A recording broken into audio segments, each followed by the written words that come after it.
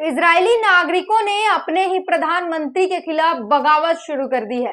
पहले प्रदर्शन कर रहे थे और प्रदर्शन से जब काम नहीं बना तो संसद पर हमला कर दिया। नमस्कार, मैं ब्यूटी गिरी और आप देख रहे हैं नेशनल दस्तक। जी हाँ, पहले कई दिनों से प्रदर्शन कर रहे थे, जो नागरिक प्रदर्शन करके अपनी मांगों को रख रहे थे, उन नागरिकों ने अब बीते दिनों संसद पर, इजराइल के संसद पर हमला कर दिया और संसद में जाकर अपनी मांगे बुलंद की है। वो तस्वीरें सोशल मीडिया पर वायरल हो रही है। अपने ही प्रधानमंत्री के खिलाफ नारे लगाए जा रहे हैं, उनके विरोध में नारे लगाए जा रहे हैं, उनसे मांग हो रही है इस्तीफे की। बेंजामिन नेतन्याहू, इस्तीफा दे दो, तुमसे देश नहीं संभल रहा, तुमने देश को बर्बाद कर दिया, तुमने देश को युद्ध की आग में झोंक दिया, उसका भुगतान जनता कर रही है। ये ऐसे ऐसे नारे वहां के अपने ही प्रधानमंत्री बेंजामिन नेतन्याहू के लिए, और तो नहीं, उनकी ही जनता, इजराइल के आम नागरिक जो है वो नारे लगा रहे हैं। और इन नारों से जब काम नहीं चला तो उन्होंने संसद पर कूच कर दी, संसद पर हमला कर दिया, और जिसके बाद उसकी तस्वीरें जो है वो सभी को देखने को मिली। किस तरीके से सोशल मीडिया पर वो तस्वीरें वायरल हो रही हैं कि वहां पर कैसे संसद के अंदर, जहां पर संसद की कार्रवाई चल रही थी, उस बीच नागरिकों का घुस जाना एकाएक, और उसके बाद अफरा तफरी का माहौल होना। वहां पर जो नागरिक अंदर गए हैं उनके हाथ में पोस्टर और बैनर होते हैं, और उसमें साफ लिखा होता है कि हमारे जो कैदी हैं, हमारे परिवार वालों को वापस लाया जाए, वरना बेंजामिन नेतन्याहू अपनी गद्दी छोड़ दें। लेकिन बेंजामिन नेतन्याहू को कोई भी चिंता नहीं है नागरिकों की, और वो आराम से चैन की नींद सो रहे हैं। वहीं दूसरी तरफ अगर बात कर लें तो इजराइल के कई सारे सैनिक एक ही हमले में हमास ने मार गिराया, और हर तरीके से इजराइल जिस तरीके से घिरता जा रहा है, एक तरफ इजराइल के एक हमले में 100 से ज्यादा सैनिक मारे जाते हैं, तो दूसरी तरफ हमास का प्रतिनिधि मंडल तुर्की के साथ बैठक करता है। तुर्की में उसकी स्वागत की जाती है। तुर्की के विदेश मंत्री ये आश्वासन दिलाते हैं कि तुर्की जो है वो हर संभव हमास के साथ जो है वो खड़ा रहेगा और युद्ध में का साथ देगा। यहाँ तक कि रूस ने भी ये कहा है कि फिलिस्तीन कोई तोहफा नहीं है।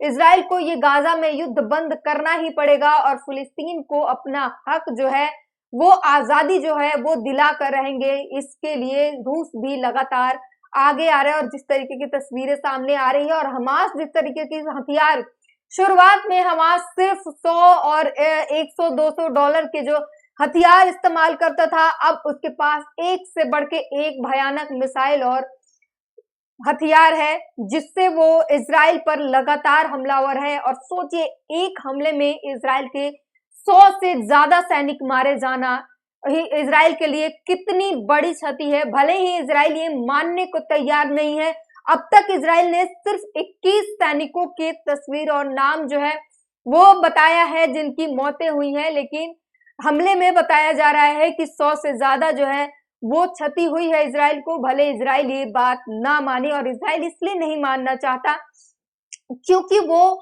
उस एक तरफ उसके अपने ही देश में प्रधानमंत्री के खिलाफ नारे लग रहे हैं और विद्रोह छिड़ा हुआ है, वही दूसरी तरफ वो कैसे माने कि ताकतवर देश जो है वो हमास जैसे संगठन के आगे घुटने टेकने की मजबूरी में है, घुटने टेकने की जैसे हालात आ गए हैं। और अब रूस के विदेश मंत्री ने नया बयान दिया है कि गाजा में युद्ध जो है वो इजराइल तुरंत प्रभाव से बंद करे। आपको पढ़ के सुना देते हैं क्या कुछ लिखा है।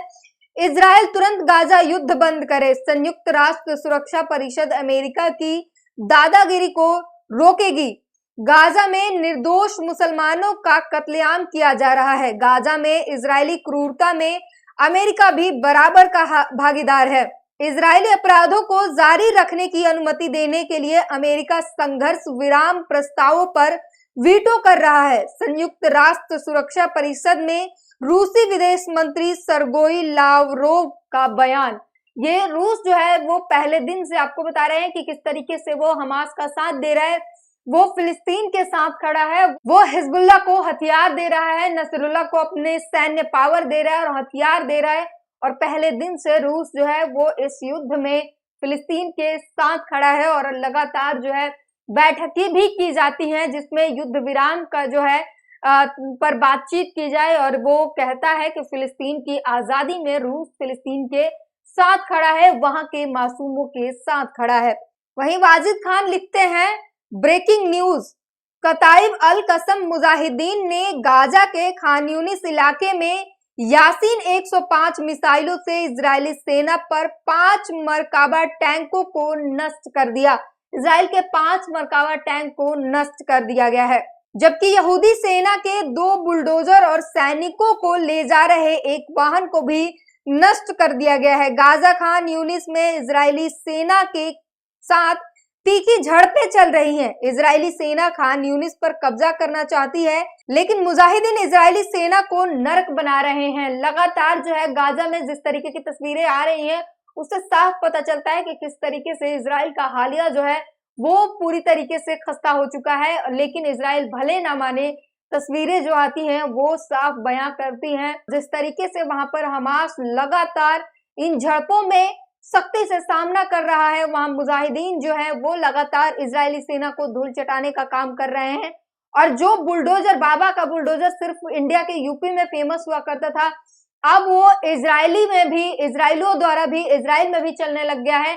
और इजराइल जो है वो फिलिस्तीन पर बुलडोजर चलवाने लग गया है। इजराइल का बुलडोजर अब चलने लग गया है और फिलिस्तीन में कभी कब्रों पर बुलडोजर चलता है, लाशें निकाल कर फेंकी जाती है बाहर, तो कभी लोगों को अगवा किया जाता है और कभी बुलडोजर से आम मासूम जो फिलिस्तीनी हैं उन पर बुलडोजर चलाया जाता है फिलिस्तीन में। और अब ये बुलडोजर नीति इजराइल तक पहुंच गया है और इसका जो है सामना हमास लगातार कर रहा है। और इन बुलडोजर नीति, इजराइल के बुलडोजर नीति का जवाब पूरी बेबाकी से दे रहा है। और जो मासूम फिलिस्तीनियों पर जिस तरीके से गोलियों की बौछार हो रही है, मासूम फिलिस्तीनियों पर जो बौखलाहट सैनिक निकाल रहे हैं, इजराइल के सैनिक निकाल रहे हैं, उसका बदला हमास ले रहा है और उन्हें पूरी तरीके से चुनौतियों का सामना करते हुए पूरी जो है वो मुंह तोड़ जवाब दे रहा है। वहीं आगे वाजिद खान ने लिखा है, राष्ट्रपति एर्दोआन ने अपने ईरानी समकक्ष के साथ एक प्रेस कॉन्फ्रेंस करते हुए कहा, हमने दोनों देशों के बीच सहयोग, गाजा में युद्ध और आम मुद्दों पर चर्चा की। हमने 10 नए समझौतों पर हस्ताक्षर किए जो तुर्की और ईरान के बीच सहयोग को बढ़ाते हैं। फिलिस्तीन का मुद्दा हमारे दोनों देशों के लिए एक केंद्रीय मुद्दा है। हमने इजराइल की अमानवीय नीतियों पर चर्चा की और उन्हें तुरंत रोकने के लिए कार्रवाई करने की आवश्यकता पर सहमति व्यक्त की। लगातार जो है देश और दुनिया से आवाजें उठ रही हैं और लोग जो है इजराइल को रोकने की हर संभव पूरी दुनिया कोशिश कर रही है। यूएन में भी बैठक की जा रही है। अमेरिका उसे भले ही वीटो पावर इस्तेमाल करके बचा ले, लेकिन उसकी निंदा जो है वो पूरी दुनिया में हो रही है। वहीं वाजिद खान ने आगे लिखा है, यमनी अंसारुल्लाह हौतिस ने एक अन्य अमेरिकी जहाज पर हमला किया।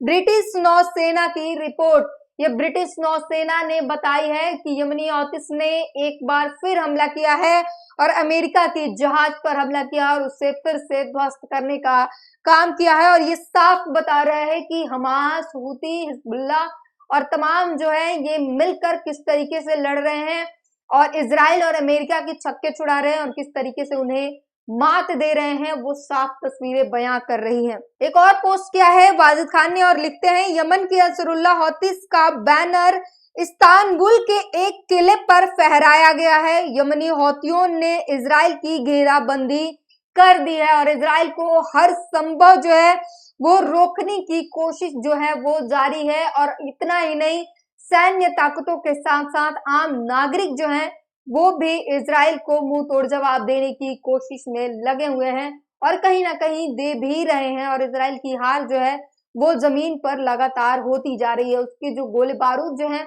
वो खत्म हो जाते हैं कभी, तो कभी वो आम फिलिस्तीनी उन्हें खदेड़ कर भगा देते हैं, तो कभी हमास एक झटके में उनके 100 सैनिकों को मार देता है। और वहीं दूसरी तरफ इजराइल की बात कर ले तो इजराइल में अपने ही नागरिक अपने प्रधानमंत्री के खिलाफ जा चुके हैं और वो इतना ही नहीं, संसद में जाकर संसद पर हमला कर देते हैं। और वो विद्रोह जो है अब इजराइल में छिड़ चुका है और ये विद्रोह कौन सा रूप लेगा ये आने वाला समय बताएगा। पूरी बातचीत पर अपनी प्रतिक्रिया जरूर दीजिए। नेशनल दस्तक की आपसे गुजारिश है कि अगर इसको बचाना चाहते हैं तो नेशनल दस्तक को सब्सक्राइब करने के लिए रेड कलर के सब्सक्राइब बटन को दबाएं, फिर बेल आइकन की घंटी दबाएं। नेशनल दस्तक को बचाने के लिए बहुत जरूरी है कि हर खबर को शेयर करें, लाइक करें, कमेंट जरूर करें।